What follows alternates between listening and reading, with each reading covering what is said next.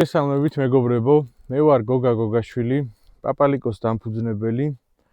სახელი პაპალიკო ჩემს კომპანიას ჯერ პატარა, დიდი არ არის. ჩავთვალოთ ახალშობილია. მაგრამ აქვს ძალიან დიდი წარსული, დიდი ისტორია. პაპალიკო დავარქვი პაპა ჩემი საპატივცემულოდ, რომელიც იყო ძალიან კარგი ადამიანი, კარგი კაცი, კარგი მეფუტკრე. და ყოველთვის მეუნეოდა იმას, რომ მეფუტკრე უნდა იყოს პატიოსანი. არ უნდა ატყუებდეს ხალხს. ფუტკრის მოტყუება იგივეა, რაც ღმერთი მოატყუო. ბავშვობაში ვერ ხვდებოდი, ვერ ვიაზრებდი ამ ყველაფერს. ვერც იმას თუ რატო ეფერებოდა, რატო ულიდა თავის ფუტკარს ესე ძალიან, რა შეუყვარდა, ვერ ხვდებოდი. მაგრამ სამწუხაროდ ხდება ცხოვრებაში ისეთი რაღაცეები. მოკლედ პაპალიკო დამტოვა მარტო. დამიტოვა თავისი ფუტკარი, დამიტოვა თავისი ცოდნა. და მე გადავწყვიტე, რომ გავაგრძელო მისი გზა. გავყვე მის გზას და დღითიდე ხვდები, რომ არ ვნანობ ჩემი გადაწყვეტილებით.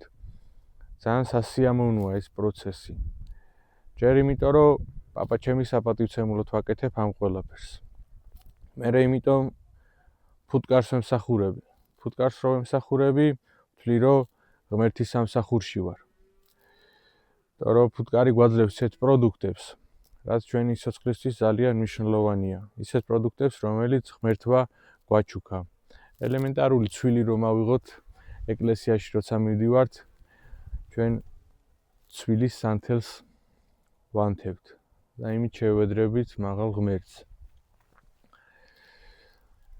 სახელზე ბევრი ვიფიქრე, თუ რა უნდა დამერქვია ჩემი ბრენდისთვის, ჩემი კომპანიისთვის. ალბათ ამაზე თემატურს მე ვერაფერს ვერ მოვიფიქრებდი. პაპალიკო. ეს იყო ადამიანი, რომელიც ყველაფერს მასწავლიდა, ჩემზე ზრუნავდა. ფიქრობდა თავის ოჯახზე, თავის შვილებზე, შვილიშვილებზე, ნათესავებზე, ახლობლებზე. მოკლედ ძალიან ქება დიდებაში რო არ ჩამეთვალოს, ძალიან კარგი ადამიანი იყო, ვინც იცნობდა და ვინც მიცნობსვე, ალბათ ყველა დამერწმუნება ამაში.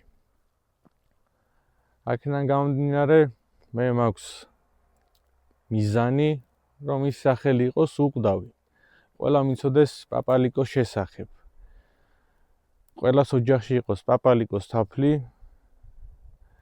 მიირთმევდნენ იმ პროდუქტს, რომელიც აუცილებელია მათი ჯანმრთელობისთვის და მიირთმევდნენ იმ პროდუქტს, რომელიც მათმა პაპამ თუ ბაბუამ გამოატანათ სოფლიდან და დააბრუნებთ, ამოგზაურებენ იმ ტკბილ ბავშვობის წლებში. გაახსენებთ და აღძრავს იმ სიყვარულს, რომელიც მათ აკავშირებდათ თავიანთ პაპებთან თუ ბაბუებთან. ამიტომ გადავწყვიტე ჩავწერო სხვადასხვა ვიდეოები ჩემი კომპანიის შესახებაც, დამწყები მეფუტკრეებისთვისაც, გავზარდო ხალხში ცნობიერება, როგორ უნდა გაარჩიონ თაფლი. ამას კი არის სხვადასხვა მეთოდები, გვასწავლიან, რა ჯობია, როგორ ჯობია, მაგრამ არავინ არ გვაჩვენებს იმას, თუ რა პრეპარატებს იყენებენ, როგორ ამუშავებენ, როგორ წამლავენ თავიანთ საფუტკრეებს, რა პრეპარატებს იყენებენ ვაროვასთან საბრძოლველად. როდესაც დაავადება გაჩნდება მათ საფუტკრეში, რითი მკურნალობენ, რითი შველიან.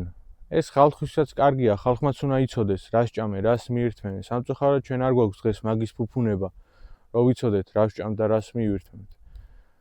მაგრამ მე ვეცდები ეს სტერეოტიპი დავარღვიო და გაჩვენოთ, რას ვაკეთებ, დასამალი არაფერი არ არის. რომ უნდა იცოდეთ თქვენ, რას მიირთმევთ, რა მოდის თქვენამდე, რა გზას გადის, რა სირთულეებთან არის. ამიტომ დარჩით ჩემთან ერთად, დარჩით პაპალიკოსთან ერთად და მე დაგეხმარებით გავზარდოთ თქვენი ცნობიერება თაფლის მეფუტკრეობის და ზოგადად ამ დარგის მიმართ. ასევე ბედნიერი ვიქნები თუ სხვა ახალგაზრდა მეფუტკრეებიც ან თუნდაც არამეფუტკრეები, მაგრამ დამწყებები, ვისაც უნდა რომ შეისწავლოს ეს საქმე, ეს პროფესია. არა მარტო იმიტომ, რომ გქონდეთ თაფლი ოჯახში, არამედ გახადონ ისეთ საქმიანობად, რაც მათ ფულს მოუტანთ. იმუშავებენ, გაყიდიან. რატომაც არა? ამაზე კარგ საქმეს რას გააკეთებენ. ამიტომ დარჩით ჩემთან, გამოიწერეთ ჩემი YouTube არხი, დაალაიქეთ, დააკომენტარეთ.